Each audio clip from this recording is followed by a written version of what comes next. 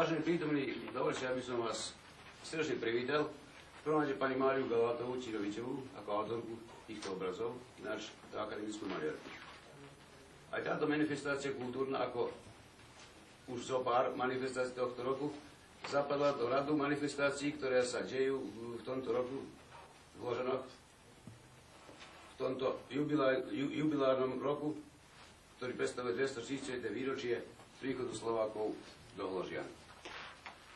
Vítam vás ešte všetkých a predtým, ako čo by som dal, poprosil vlastne pána Vladimíra Valenčíka, aby túto výstavu otvoril a aby vyberanými slovami sa prihovoril niekoľkými slovami o autorke a o jej diele. Poprosil by som naše krásne dievčatá, aby niečo aj zarezitovali minulý času. Nech sa páči. Pozdravujem vás. Lesy, hory, z tej duše pozdravujem vás. Čo mrcha svet nás spári, zmorí, zradie húrknú, zmámila lož, ohlušila presila. Vy k žitiu privedíte zas, vy vzkriesite, vy zotavíte. Z jatrevých vyliečite rány.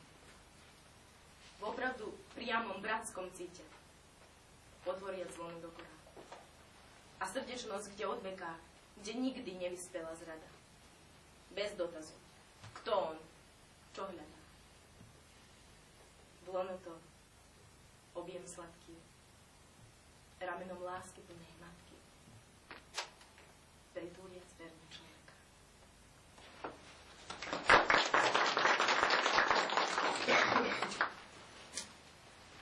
Zastaň si pred zrkadlom. Zo svojej kože nemôžeš nikam. Zastaň si a pozri okolo seba. A vráť sa k sebe a zmeraj cestu od seba k sebe. K nám a zase naspäť.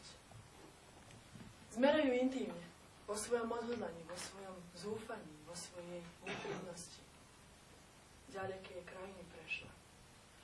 Obrovské priepasti preklenula, hrboľatá bola zaprášená, občas aj samé blato. A chodili po nej falošní hráči. Chodili vyvrheli, ktorých sa bolo treba strániť. Ktorých sa bolo treba zbaviť. Bol lúpek a pocalepil, boli dažde.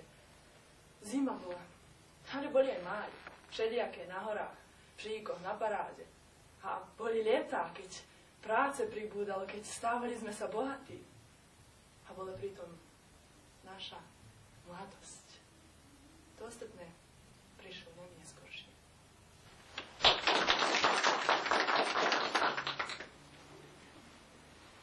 Akademická maliarka Mária Galátová Círovičová z Dobanoviec i napriek ojedinelým pokusom a výletom do abstraktného maliarstva je zástankyňou realisticko-figurálneho umeleckého prejavu.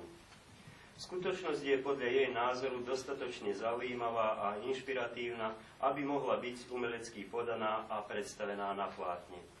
Skutočným formám však Mária Galátová Círovičová dáva expresionistický nádych. Je to teda jej osobné, vnútorné videnie veci, ľudí a prírody, čiže zátiší, portrétov a krajiniek, ktoré namaľovala a na ktoré reaguje. Jej autentické videnie, inštinktívna reakcia a vnútorný zážitok sú zviditeľné a materializované jej maliarským gestom, farbou a rukopisom. Pri maľovaní zátiší Mária Galátová Círovičová preniká do znázorňovaných vecí, ktoré tvoria výtvarnú kompozíciu a pomocou hrubých nánosov farby a maliarsko-expresionistického rukopisu akoby psychologizovala a chcela dopovedať nedopovedané. Čiže nezostať iba na povrchu neživých vecí a ich formálnych vzťahov.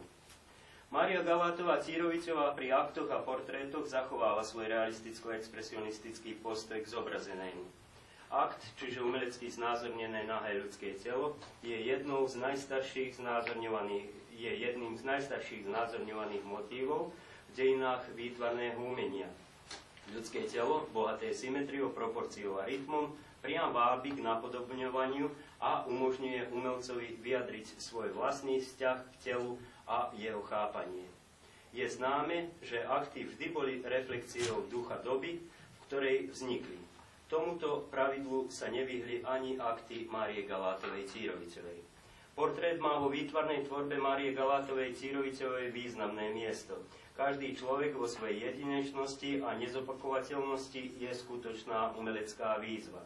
Početné portréty Márie Galátovej Círovicovej vytvárajú jedinečný svet obrazov, ktorý vznikol z autorkynho stretnutia s početnými portretovanými osobami. Osobitnú časť maliarskej tvorby Márie Galátovej Círovicovej tvoria krajinomaľby.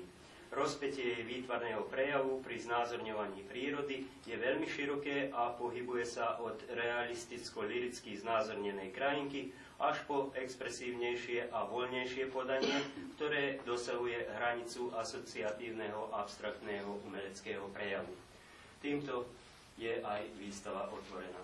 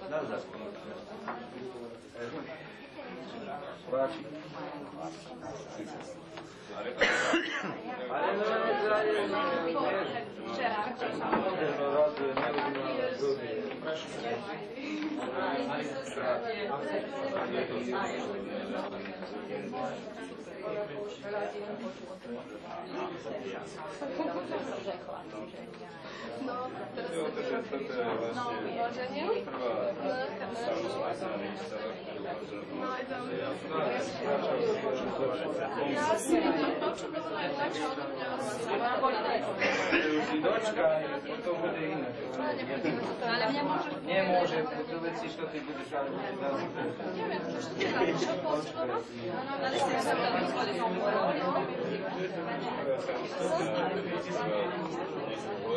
Niektorí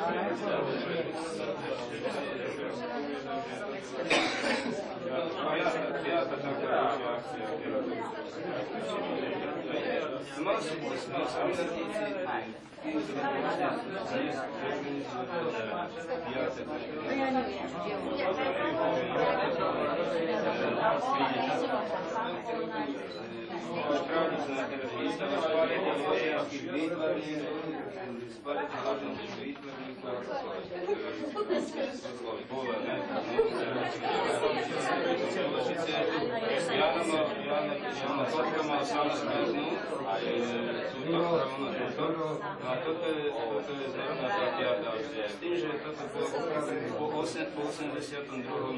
prakticky prvé starovné akademické